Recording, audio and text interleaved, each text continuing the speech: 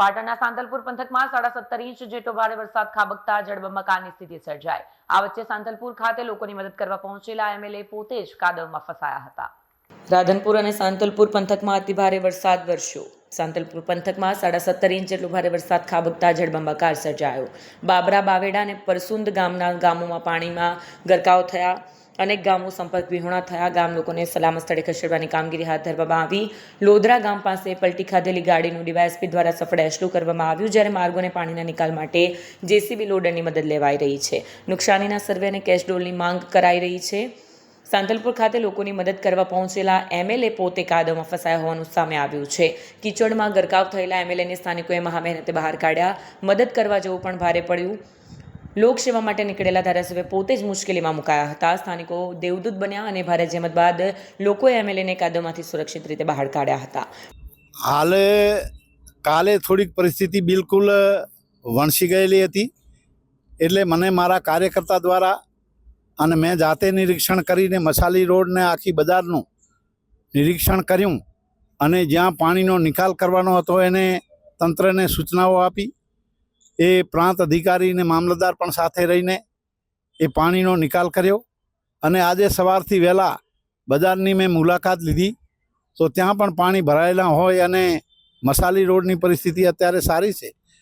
પણ સાંતલપુરમાં 17.5 ઇંચ જેટલો વરસાદ વધારે પડેલો, એટલે હું આજે સવારે અહીંયાથી નીકળીને સાંતલપુરના અન્ય ગામો જેવા કે બાબરા, બાવેડા આ ગામોમાં વધારે વરસાદનું પાણી ભરાતા લોકો અમુક સ્થળાંતર કરવા માટે મજબૂર છે। એ લોકોને પણ અમે જઈને તંત્ર દ્વારા સૂચનાઓ આપી છે અને હું પણ જાતે જઈને એ નિરીક્ષણ કરીને એ લોકોને કઈ રીતે એ સવલતો મળે અને એને સલામત જગ્યાએ ખસેડવાની પણ અમે સૂચના આપી છે।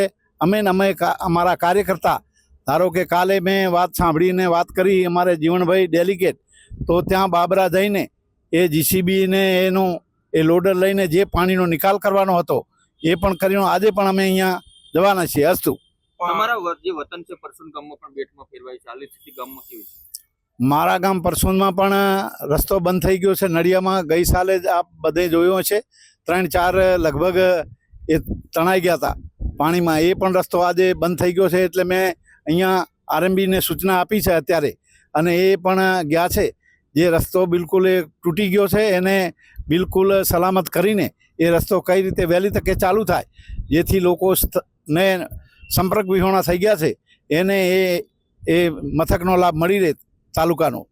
લોધરા ગામ બાજુ પણ કોઝવેની અંદર પાણી ફરી વળ્યા છે, રોડ બંધ થઈ ગયો છે।